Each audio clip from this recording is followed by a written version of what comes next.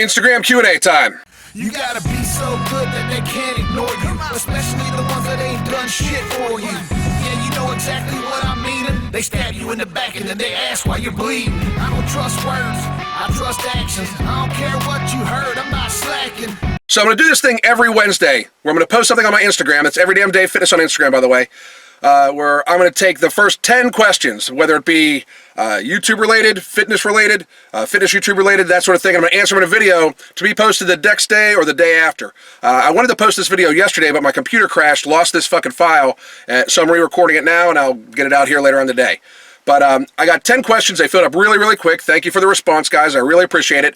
I'm going to read them off, read who they were from, and then I'm going to answer them fairly quickly. This isn't going to be a super long video. So the first question is from Chex Plowman. Who do you hate more, Real Men, Real Style, or TMF? Teach Men's Fashion. Just to be real honest, I don't hate either of them. Real Men, Real Style, a lot of that was satirical humor. I do get upset when people try to make light of working out. And the one video he did where he kind of said, you know, you could work out and that's a path to look more muscular, but buy these clothes instead. That kind of rubbed me the wrong way, so I kind of leaned into it a little bit. But he has sent me a few emails getting ready for StyleCon, to be honest, and he seems like a really good guy.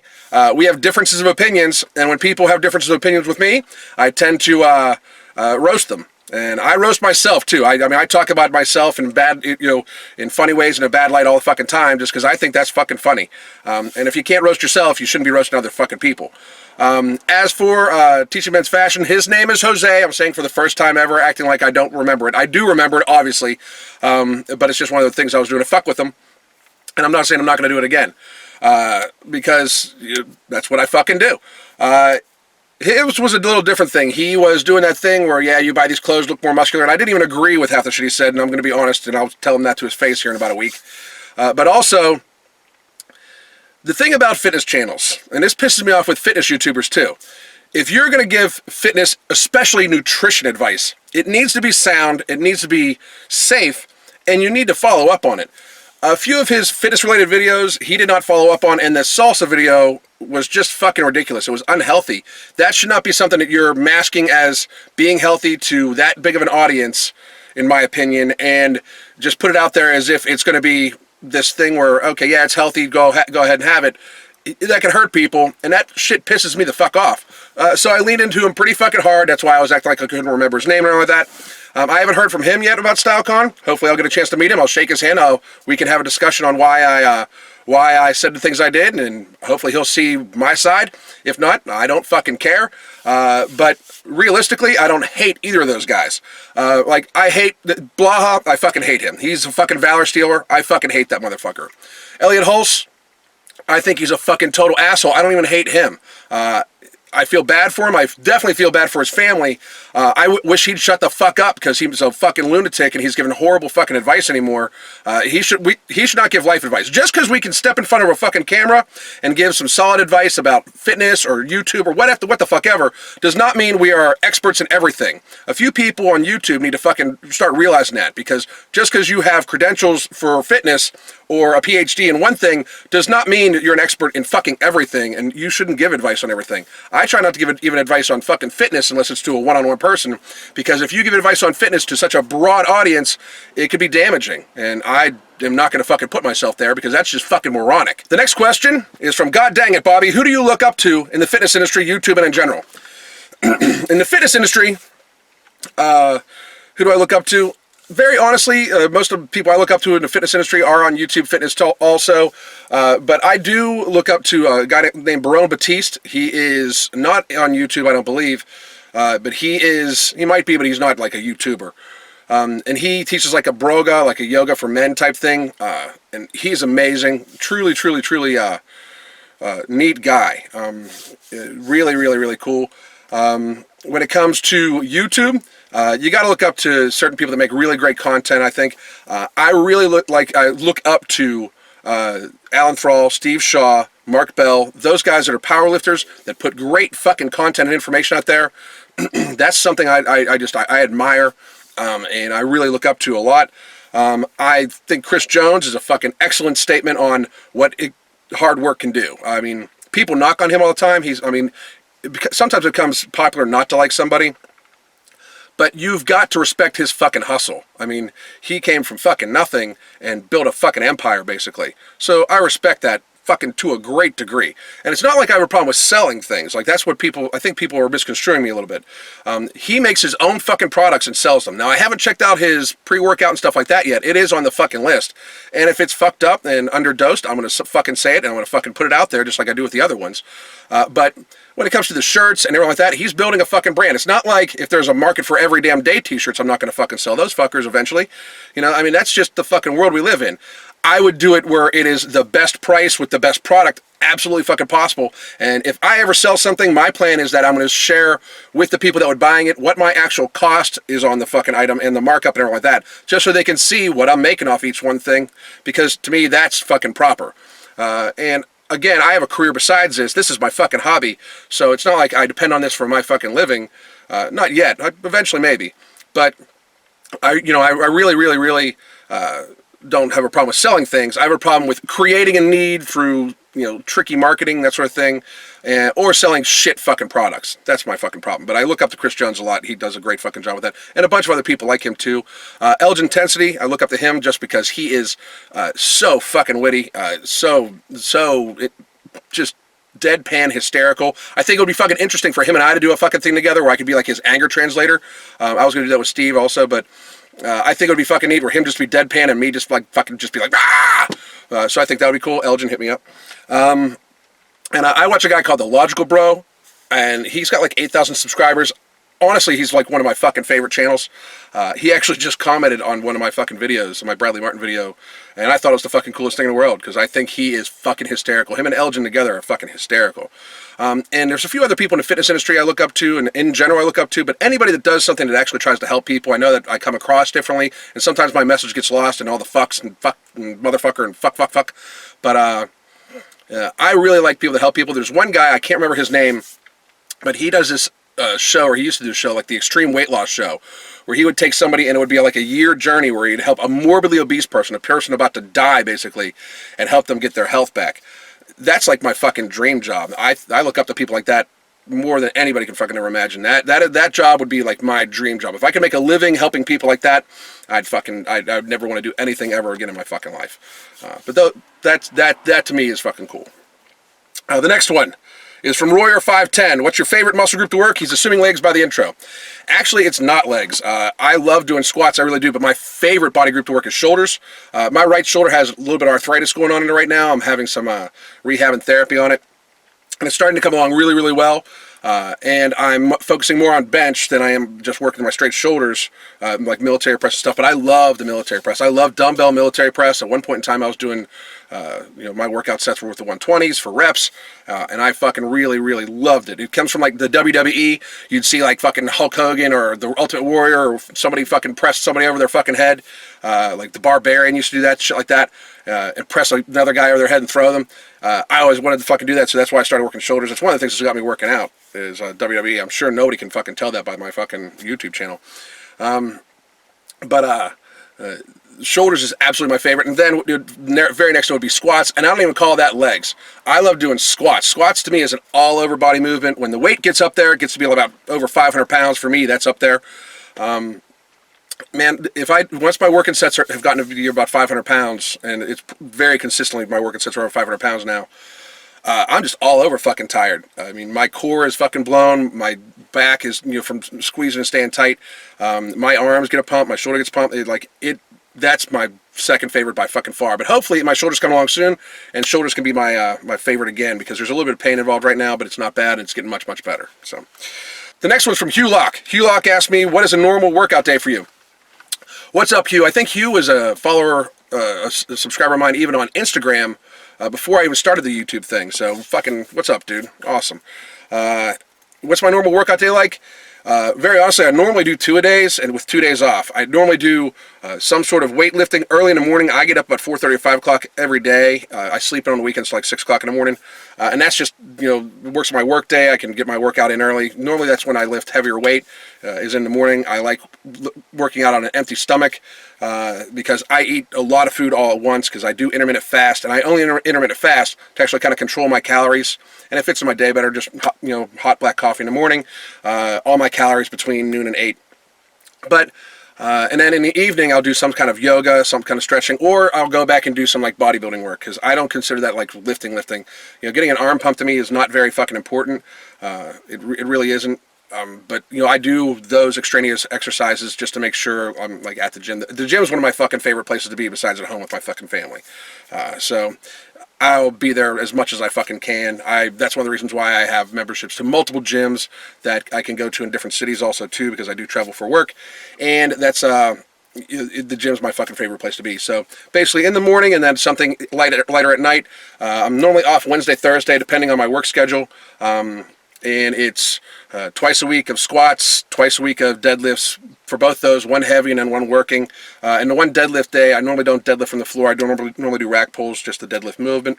2 days of chest, a day of shoulders, and a day of just regular back sometimes.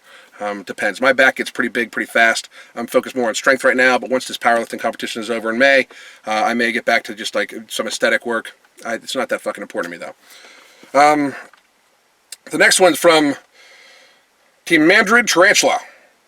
Do you ever feel like you don't spend enough time with your kids? Work-life balance. I put this as work-life balance because it wasn't really a fitness question, but work-life balance is, me and my family spend a lot of time together. My family is based around fitness too. My wife is a yoga instructor and a fitness instructor, and she's fucking great at it.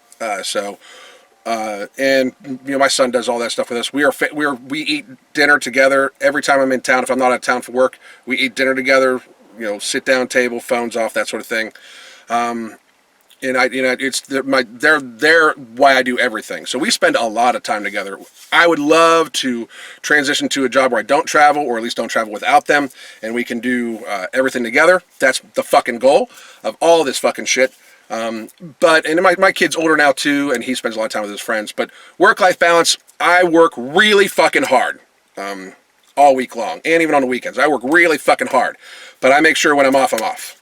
That's what I do. So, I mean, everybody I think wishes, that really enjoys their life and loves their family, wishes they could spend more time, and I do. There will never be enough time. When it gets to the point when I can spend all my time with my family, there won't be enough time left, basically. I mean, to me, there's never going to be enough time. So, the next one comes from Johnny Squats. Besides yoga, what else do you do to aid in recovery as a master's lifter? As a master's lifter, which he means between the ages of 45 and up,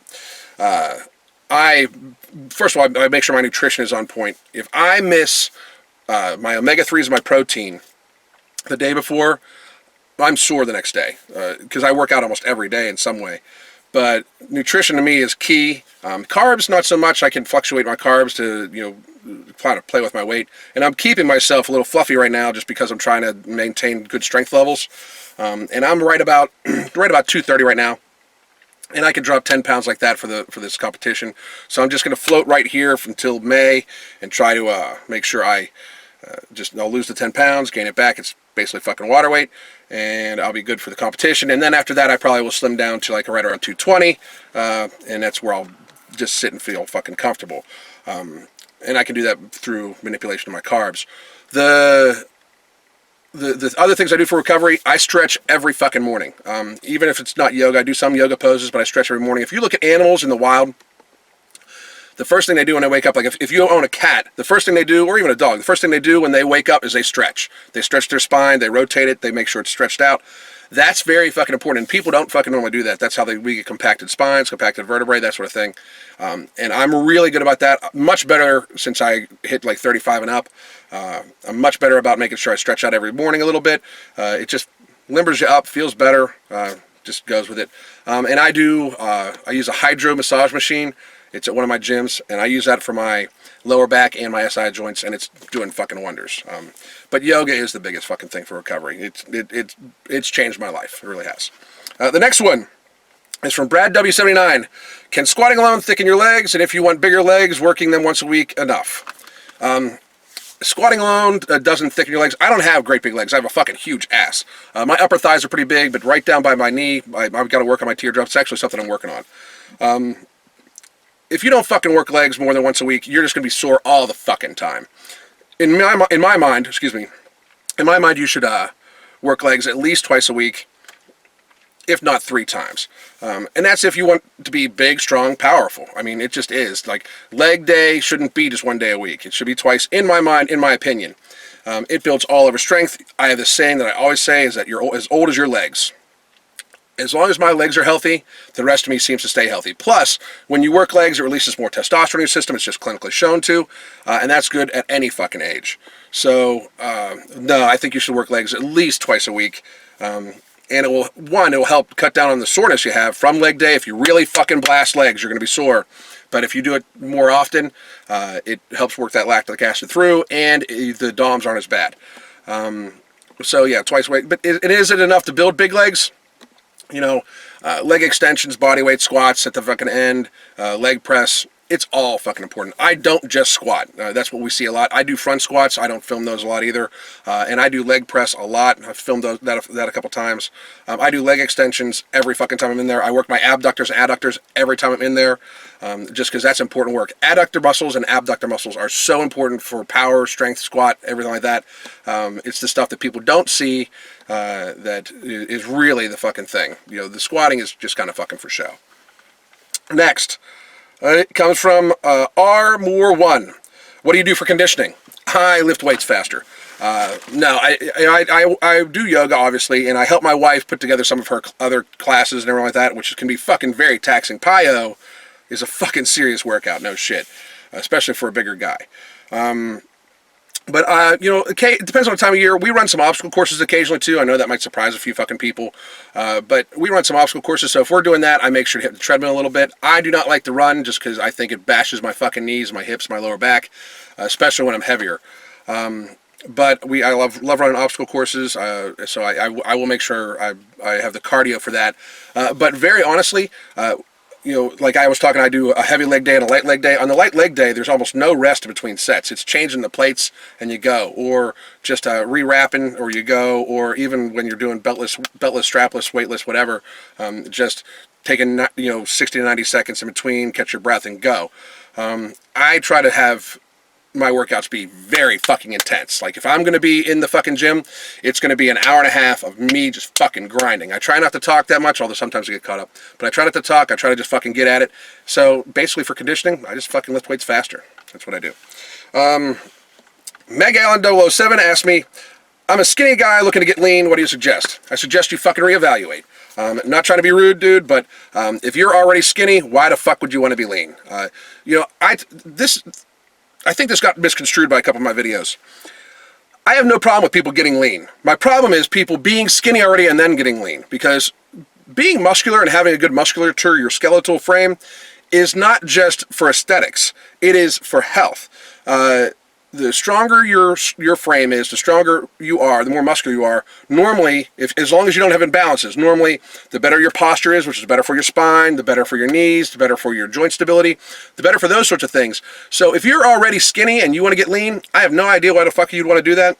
I'm not trying to be offensive to you, dude, but maybe you should fucking reevaluate and just work on getting a little fucking stronger and putting a little bit of fucking muscle mass on. I don't knock on people that are skinny. If that's your choice, that's your choice. But to be skinny already and then want to fucking lean out, put yourself in a caloric deficit, that sounds like almost like there's like an eating disorder, like maybe some sort of anorexia or something like that. And again, I'm not knocking on you, dude. I'm just saying reevaluate. If you're already skinny, why the fuck would you want to be lean? Put some muscle mass on, try to be stronger.